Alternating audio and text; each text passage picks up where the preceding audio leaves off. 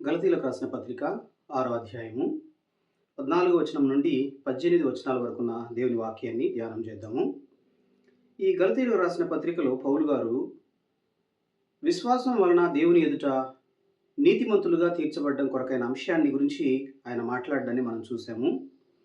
ఇందులో 11వ వచనం నుండి మనం గమనించినట్లయితే, నా స్వహస్త్యముతో మీకెంత పెద్ద అక్షరములతో వ్రాయిచున్నానో చూడుడి. శరీర విషయమందు చక్కగా అగపడగోరు వారెవరో తాము క్రీస్తు యొక్క శిలువ విషయమై హింస పొందకుండుటకు మాత్రమే సున్నతి పొందవలనని మిమ్మును బలవంతము చేయుచున్నారు. అయితే వారు సున్నతి పొందిన వారైనను ధర్మశాస్త్రమును ఆచరింపరు. తాము మీ శరీర విషయమందు అతిశయించు నిమిత్తము మీరు సున్నతి పొందవలనని కోరుచున్నారు. ఇందులో జూడియైజర్స్ గురించి పౌలు గారు ఇక్కడ ప్రస్తావిస్తున్నట్లుగా మనం చూస్తాం. 11వ వచనంలో మనం చూసినప్పుడు, నా స్వహస్తముతో మీకెంత పెద్ద అక్షరములతో వ్రాయిచున్నానో అని పౌలు గారు ఇక్కడ తెలియజేస్తున్నప్పుడు, పౌలు గారికి ఈ కంటి సంబంధమైనటువంటి ఒక ఇబ్బంది ఉందన్న విషయాన్ని ఇంతకు ముందు కూడా నేను మీకు తెలియజేశాను. ఆయనకి చూపు సరిగా లేకపోవడం ద్వారా పెద్ద అక్షరాలతో తను రాసి లేదా సైన్ చేసి ఉన్నటువంటి పరిస్థితి ఆయన తెలియజేస్తున్నట్లుగా మనం గమనిస్తుంటున్నాము. అట్లే జూడియైజర్స్ గురించి కూడా ఆయన ఇక్కడ మాట్లాడుతున్నారు. జూడియైజర్స్ మాట్లాడుతున్న మాటలన్నీ కూడా ఏంటంటే, దేవుని యందు విశ్వాసం ఉంచినటువంటి ఈ ప్రజల్ని, గలతీ సంఘంలోని విశ్వాసుల్ని దేవుని యొక్క మార్గాల నుండి తప్పించడానికి వాళ్ళు చేస్తున్నటువంటి ప్రయత్నము ఏంటంటే, మీరు యేసు ప్రభువారి యందు విశ్వాసం ఉంచినంత మాత్రాన సరిపోదు, మీరు ధర్మశాస్త్రానికి లోబడేవారుగా, ధర్మశాస్త్రాన్ని తూచా తప్పకుండా లోబడేటువంటి వారుగా, సున్నతి ఆచారాన్ని మీరు అవలంబించేవారుగా ఉండాలని వారు ఈ యొక్క గలతీ సంఘంలోని విశ్వాసుల్ని బలవంతం చేస్తున్నటువంటి పరిస్థితిని పౌలు గారు వ్యతిరేకిస్తూ ఈ మాటలు మాట్లాడుతున్నాడని మనం గమనిస్తాం. వారు ఆ విధంగా చేయడానికి కలిగిన కారణము, లేదా ఈ యొక్క కొంతమంది విశ్వాసులు వాళ్ళ యొక్క మాటలతో ఏకీభవించి వాళ్ళని ఫాలో అవ్వడానికి ఉన్నటువంటి కారణాన్ని కూడా ఇక్కడ ఆయన తెలియజేస్తుంటున్నారు. ఎవరైతే ఈ జూడియైజర్స్కి లోబడుతున్నారో వారు శ్రమను తప్పించుకోవడానికి, అవమానాన్ని తప్పించుకోవడానికి వాళ్ళు చేస్తున్నటువంటి ప్రయత్నంగానే పౌలు గారు దీన్ని భావిస్తున్నట్లుగా మనం గమనిస్తాం. ఈ జూడియైజర్స్ అనేక మందిని తమ వైపు తిప్పుకోవడం ద్వారా వారు మంచి పేరు సంపాదించుకోవడానికి, వారు అతిశయించడానికి, మిగతా పెద్దలైనటువంటి వారితో మంచి పేరుని వారు తెచ్చుకోవడం కొరకైనటువంటి ప్రయాసే తప్ప ఇంకా వేరేది కాదు అన్న విషయాన్ని పౌలు గారు ఇక్కడ మాట్లాడుతున్నారు. వారు ధర్మశాస్త్రాన్ని గురించి మాట్లాడుతున్నప్పటికీ కూడా వారు ధర్మశాస్త్రానికి లోబడేటువంటి వారు కాదు. అదే 13వ వచనంలో ఆయన తెలియజేస్తున్నారు. అయితే వారు సున్నతి పొందిన వారైనను ధర్మశాస్త్రమును ఆచరింపరు.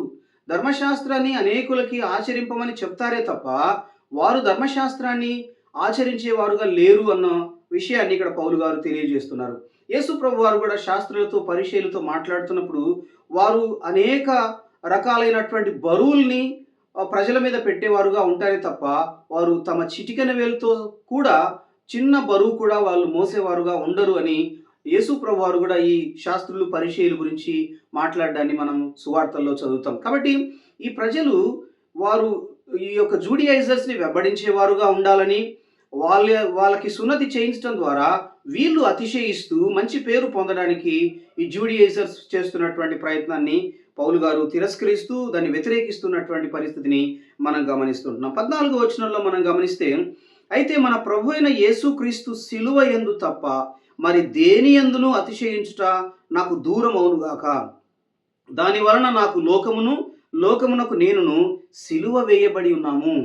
జూడియైజర్స్ వారు అతిశయిస్తున్నటువంటి విషయం ఏంటి అంటే, ధర్మశాస్త్రానికి లోబడము, అనేకుల్ని ధర్మశాస్త్రానికి లోబడేవారుగా చేయడము, అనేకులకు సున్నతి ఆచారాన్ని వారు అవలంబించేవారుగా ఉండడం, ఆ పనులు చేయడం ద్వారా వాళ్ళు అతిశయించేవారుగా, తమను తాము గొప్పవారుగా వాళ్ళు ప్రొజెక్ట్ చేస్తూ ఉన్నటువంటి వారుగా ఉన్నట్లుగా మనం గమనిస్తాం. అయితే పౌలు గారి యొక్క అతిశయం దేని మీద, పౌలు గారు దేన్ని బట్టి ఆయన సంతోషపడుతున్నారంటే, యేసుక్రీస్తు యొక్క శిలువ యందు, మన ప్రభు అయిన యేసుక్రీస్తు శిలువ యందు తప్ప మరి దేని యందును అతిశయించుట నాకు దూరం అవునుగాక.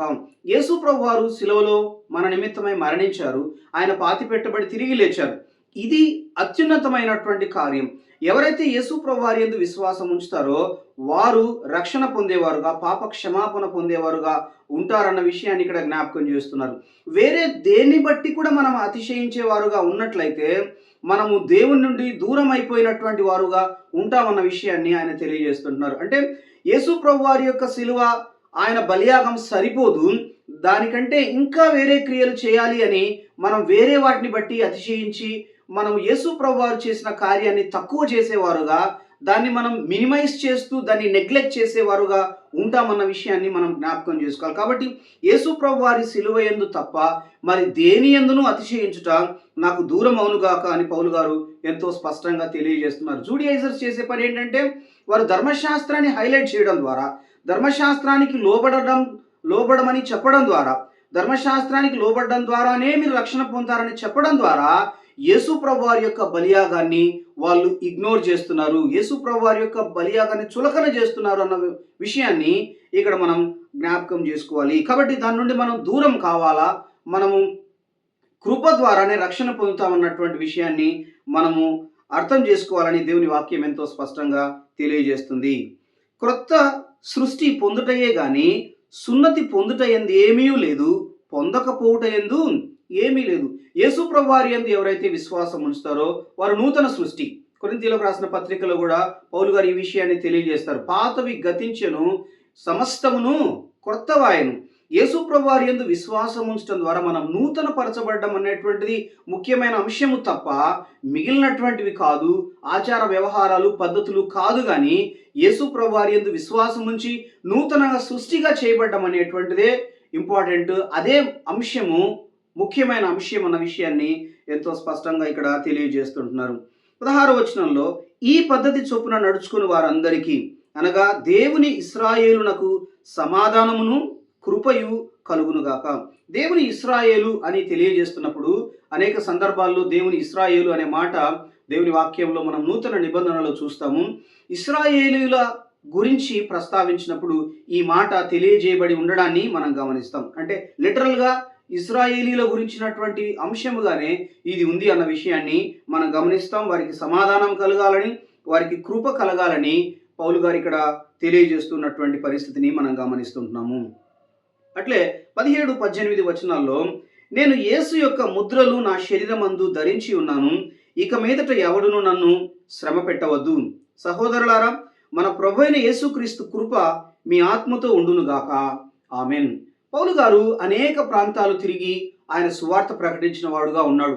ఆయన వెళ్ళిన ప్రతి ప్రాంతంలో, ప్రతి సంఘంలో ఆయన ఎంతో శ్రమ అనుభవించినటువంటి వాడుగా, హింసకు లోనైనటువంటి వాడుగా, అవమానాన్ని పొందినటువంటి వారుగా పౌలు ఉన్నారన్న విషయాన్ని మనం జ్ఞాపకం చేసుకోవాలి. అదే విషయాన్ని ఆయన జ్ఞాపకం చేస్తున్నారు. యేసు యొక్క ముద్రలు నా శరీరమందు ధరించి ఉన్నాను. ముద్రలు లేకపోతే శ్రమలు, ఆ యొక్క హింస, అనేక సార్లు పౌలు గారిని కొట్టడము, ఆయనని చెరసాలకు అప్పగించడం అనేటువంటిది మనం చూస్తాం. అయితే ఇన్ని శ్రమలు అనుభవించాను నేను.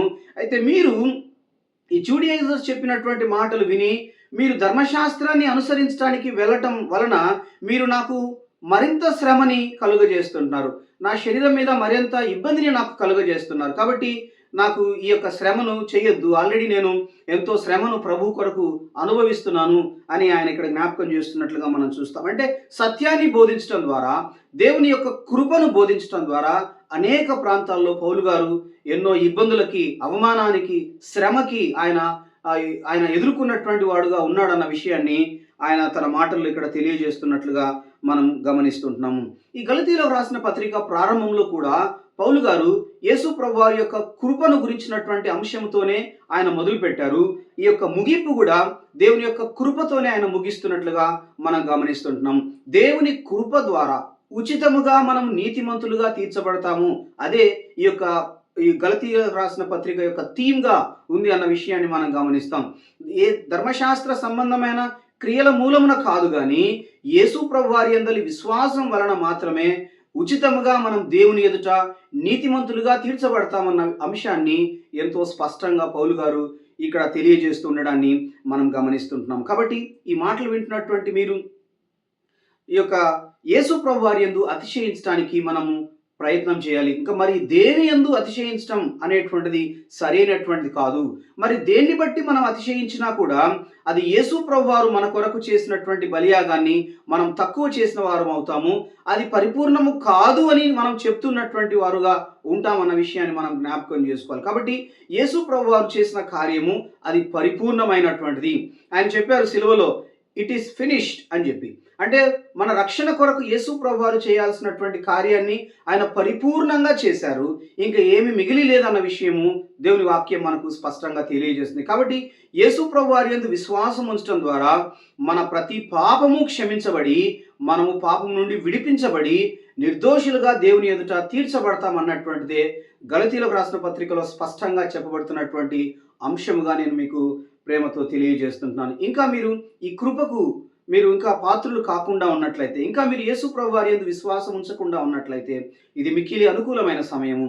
యేసు ప్రభువా, నీవు నా కొరకై సిలువలో మరణించావని, పాతిపెట్టబడి తిరిగి లేచావని నేను నమ్ముతున్నాను ప్రభువా. నన్ను క్షమించండి, నా ప్రతి పాపాన్ని క్షమించండి. నేను మీ యందు విశ్వాసం ఉంచుతున్నాను. నాకు నిత్య జీవాన్ని ప్రసాదించు ప్రభువా అని మీరు ఒక చిన్న ప్రార్థన చేసినట్లయితే, యేసు ప్రభువారు మిమ్మల్ని అంగీకరించి మీకు గొప్ప విడుదలని ఉచితముగా అనుగ్రహించడానికి ఆయన సిద్ధంగా ఉన్నాడని తెలియజేయడానికి నేను ఎంతో సంతోషపడుతున్నాను. ఆ విధంగా చేయడానికి దేవుడు తన కృప మీకు అనుగ్రహించునుగాక. పరిశుద్ధుడైన తండ్రి, యేసు ప్రభువారి ఘనమైన పరిశుద్ధమైన నామంలో స్తోత్రములు చెల్లిస్తుంటున్నాం. గలతీయులకు రాసిన పత్రికను మేము ధ్యానం చేయడానికి మాకు అనుగ్రహించిన కృపను బట్టి వందనాలు. ఈ పత్రిక అంతా కూడా ధ్యానించడంలో మీరు మాకు చూపించిన మీ అత్యధికమైన సహాయాన్ని బట్టి కృతజ్ఞతలు చెల్లిస్తున్నాం. అనేక మంది మీ వాక్యాన్ని విని వారు దీవెన పొందినట్లుగా, మీ యందు విశ్వాసం ఉంచినట్లుగా మీ బిడ్డల్ని దీవించమని ప్రార్థన చేస్తుంటున్నాం. దేవా, మీరు ఇచ్చిన సమయాన్ని బట్టి కృతజ్ఞతలు వందనాలు చెల్లిస్తూ ఈ మాటలు వింటున్న ప్రతి ఒక్కరిని దీవించమని, వారు మీ కృపకు పాత్రులగునట్లుగా వారిని ఆశీర్వదించమని ప్రార్థన చేస్తూ, యేసు ప్రభువారి పరిశుద్ధమైన నామంలో స్తుతించి ప్రార్థించి వేడుకొనుచున్నాము తండ్రి. ఆమేన్.